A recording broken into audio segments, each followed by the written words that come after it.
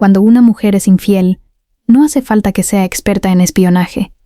Su propia mente termina dejándola en evidencia. Así de simple, puede borrar chats, inventar historias o cuidar su celular como si fuera un secreto de estado. Pero siempre hay señales que se escapan, y hoy voy a mostrarte cuáles son, porque entender esto no solo te hará ver con claridad, también puede evitar que seas ese hombre que insiste en que todo está bien mientras la realidad ya cambió. Se suele decir que la verdad se refleja en los detalles pequeños, pero muchos prefieren ignorarlos. Es más fácil creer que nada ha cambiado, aunque todo esté fuera de lugar. Marco Aurelio decía, lo que le sucede al hombre está en armonía con la naturaleza, y sí, incluso una traición tiene su propia lógica. Antes de entrar en el tema, te pido algo breve. Si este contenido te aporta claridad sobre cómo funciona la mente femenina en estos casos, puedes apoyarlo con un like o suscribiéndote. No te toma nada y ayuda a que más personas lleguen a esta información. Y dime algo también. ¿Desde qué ciudad estás viendo esto? Me gusta leer comentarios y saber desde dónde se conecta la gente. Eso ayuda a crear una comunidad más fuerte. Cuando una persona lleva una doble vida, su mente entra en conflicto. Y en ese conflicto siempre hay fugas. Este contenido no es para que te obsesiones ni para que revises todo. Es para que aprendas a ver sin engañarte, porque la infidelidad no empieza con un acto. Empieza con una desconexión que decidiste no notar. Si esto te suma, suscríbete y activa notificaciones. Recuerda, la verdad duele una vez, la mentira, poco a poco. 1. La forma de pensar que la expone. Antes de buscar señales externas, hay algo clave que debes comprender.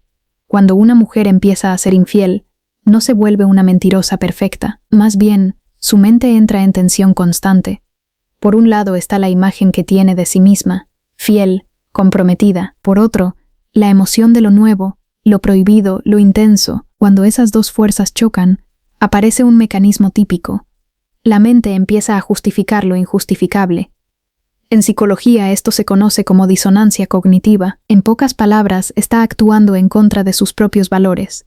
Y su cerebro necesita acomodar eso como sea. Ahí es cuando surgen frases como «No estoy engañando, solo estoy confundida», «Ya no me siento valorada», o «No lo busqué, simplemente pasó», como si todo hubiera sido casualidad. En realidad, su mente intenta sostener dos versiones de la realidad al mismo tiempo. La relación contigo y la historia paralela. Mantener ese equilibrio consume mucha energía mental. La parte del cerebro encargada de la coherencia se sobrecarga. ¿El resultado? Pequeños errores, contradicciones, olvidos, cambios de tono, evasivas ante preguntas simples. No es que sea mala mintiendo. Es que el cerebro humano no está hecho para sostener dos verdades sin fallar. Aquí es donde muchos se equivocan. Buscan pruebas concretas, mensajes, confesiones. Pero muchas veces la evidencia no está en el celular, sino en el comportamiento. Esas pequeñas incoherencias son señales claras. Cuando se repiten, ya no necesitas investigar más. Necesitas aceptar lo que estás viendo. Y antes de generalizar, algo importante. No se trata de que todas las mujeres sean iguales, pero sí de que la mente humana funciona de forma similar cuando entra en conflicto. Siempre deja rastros. La clave está en observar sin exagerar, sin rabia, con esa calma que aparece cuando ya sabes la verdad antes de escucharla. Porque la mente puede engañar, pero la conducta termina hablando. 2. El celular como indicador. Todo suele comenzar con algo aparentemente insignificante. El teléfono, ese objeto que antes estaba en cualquier lugar, ahora se vuelve intocable. Empieza a llevarlo a todos lados, incluso donde antes no lo hacía. Lo protege, lo esconde o activa modos para no ser interrumpida. Antes podía dejarlo sin problema o incluso pedirte que respondieras por ella. Ahora, cada notificación parece un asunto confidencial y tú intentas no pensar mal, aunque algo no termina de encajar. El celular hoy es una extensión de la mente. Cuando cambia la forma en que alguien lo usa, también cambia su relación con la verdad. Habla de privacidad, pero en realidad busca control. Porque cuando alguien oculta algo, su prioridad ya no es compartir, sino evitar ser descubierto. Empieza a ponerlo boca abajo, cambia claves, silencia notificaciones. Y todo parece normal, hasta que lo miras con atención. No siempre encontrarás mensajes evidentes. A veces basta con detalles pequeños. Una risa que no compartes, un silencio extraño o excusas repetidas. Y curiosamente, el trabajo empieza a ocupar horarios poco habituales. Su mente entra en estado de alerta constante, sabe que cualquier error puede delatarla, así que se anticipa. A esto se le puede llamar una defensa anticipada. Reacciona antes de pensar, por eso cuando llega una notificación, su reacción no es natural.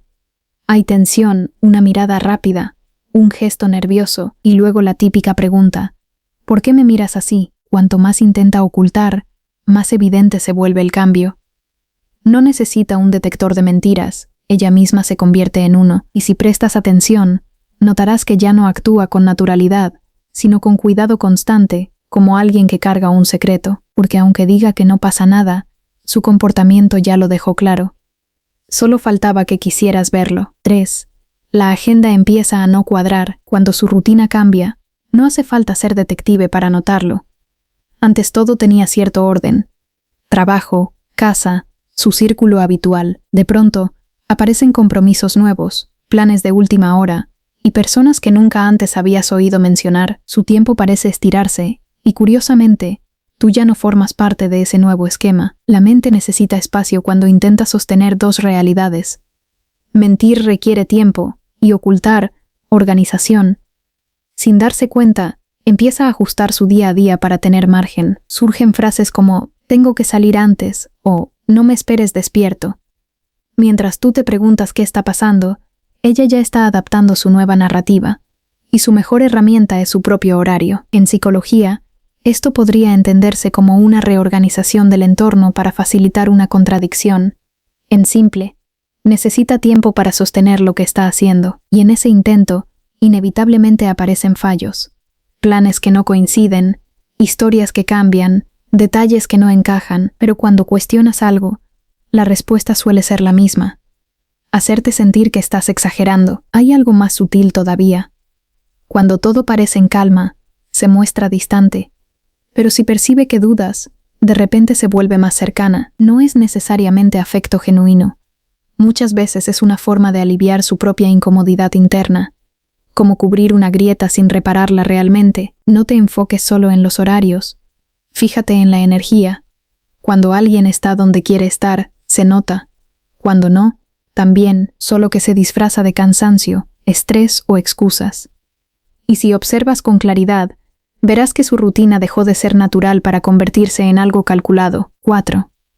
Cuando da vuelta a la situación, aquí aparece una de las dinámicas más confusas. El cambio de roles. Cuando la culpa empieza a pesar, lo más fácil es desplazarla. De pronto, el problema eres tú. Eres tú quien desconfía, quien exagera, quien arruina todo con sus dudas. La mente, para protegerse, utiliza un mecanismo conocido como proyección. En lugar de enfrentar lo que ocurre internamente, lo coloca en el otro. Así, lo que no quiere reconocer en sí misma, lo ve reflejado en ti. Frases como «te siento distante» muchas veces esconden lo contrario, que ella ya se alejó. «No confías en mí» puede ser una señal de su propio conflicto interno.